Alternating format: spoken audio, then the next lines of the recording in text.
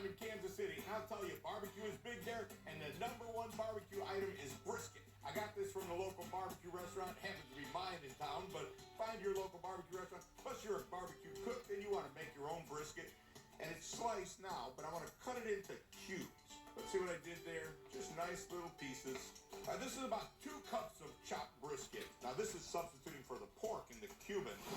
Now, I want to make all these great ingredients into a dip. This is 2 blocks of cream cheese, 2 8-ounce pieces. You want it nice and soft, room temp like this. And now we'll start adding ingredients. Mayonnaise, a very typical Cuban sandwich ingredient, and typically either served alongside or mixed in with the mustard. Got a little bit of black pepper.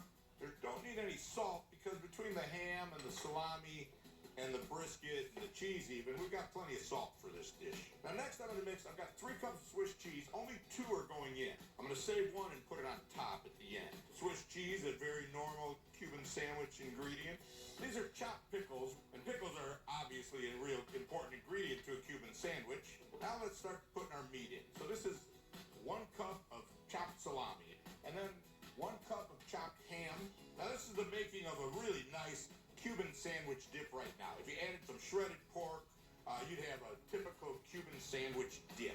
But I'm going to add brisket. Because my friends in Kansas City are coming to the party, I'm going to sub the brisket for the pork. I don't think anybody's going to mind that at all. I've got this cast iron pan that's going to be perfect for on the grill, but if you're doing it in the oven, pretty much any oven-friendly thing will work. All right. This is all mixed up nice. Just add it into the casserole dish. And just smooth it out, push it into the corners. Now, remember I saved that cheese to put on top, about 1/3 of the Swiss, grated Swiss. And last but not least, a little bit of paprika on top. Now, you can eat this just like this, but it's going to be way better warm. My grill's at 325 indirect, just like if I was cooking it in the oven. But about 45 minutes, and my dip looks great. Everything in there is already cooked, so all you really want is it to